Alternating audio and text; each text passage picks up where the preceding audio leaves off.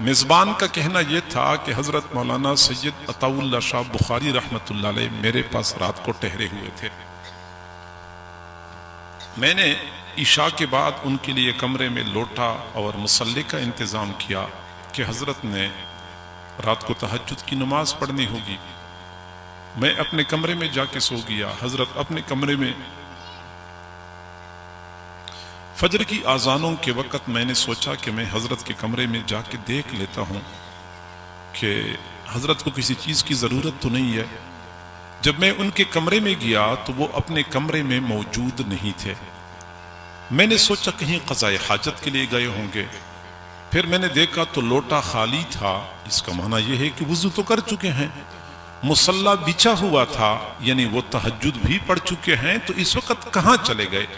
مجھے پریشانی یہ تھی کہ ممکن ہے حضرت شاہ صاحب کہیں ہمارے گھر سے دور گئے ہوں۔ یہاں تو رات کے وقت جنگلی جانور ہوتے ہیں، درندے پھر رہے ہوتے ہیں، کسی چیز نے حضرت کو تکلیف نہ پہنچائی ہو۔ چنانچہ میں گھر سے باہر نکلا اور ادھر ادھر بھاگنے لگا، دائیں بائیں، کہیں مجھے حضرت شاہ صاحب نظر آ جائیں، کہیں مل جائیں، آوازیں لگائیں، لیکن شاہ صاحب مجھے نظر نہیں آئے۔ پھر میں نے سوچا کہ میں خاموش کھڑا ہوتا ہوں، کہیں دور سے وہ آ رہے ہوں گے تو پاؤں کے چلنے کی آواز سے مجھے اندازہ ہو جائے گا۔ فرماتے ہیں کہ میں خاموش کھڑا ہو گیا تو یہ مارچ کا مہینہ تھا، بہار کا موسم تھا، صبح سویرے کا وقت تھا، چاند کی چاندنی اپنے جوبن پہ تھی، ٹھنڈی ہوا چل رہی تھی، پہاڑ کے دامن میں ہر طرف خاموشی تھی، نور اتر رہا تھا،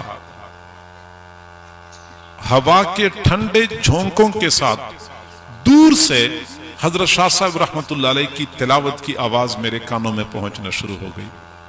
میں سمجھ گیا کہیں شاہ صاحب پہنچ کے وہاں قرآن کی تلاوت کر رہے ہیں۔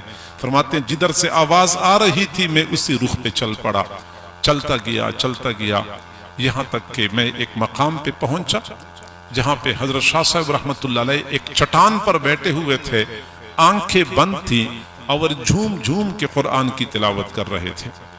پھر فرماتے میں اور قریب گیا، میں حیران رہ گیا کہ ایک چٹان پہ تو حضرت شاہ صاحب رحمت اللہ علیہ بیٹھے تھے، آنکھیں بند اور جھوم جھوم کے قرآن کی تلاوت کر رہے تھے، جبکہ سامنے والی چٹان پہ ایک کالا سانپ میں نے دیکھا جس نے سر کو اوپر اٹھایا ہوا تھا اور وہ جھوم جھوم کے قرآن کی تلاوت سن رہا تھا۔ میں وہیں قریب کھڑا ہو گیا، کافی دیر تک تماشا دیکھتا رہا، قرآن سنانے والے کو دیکھ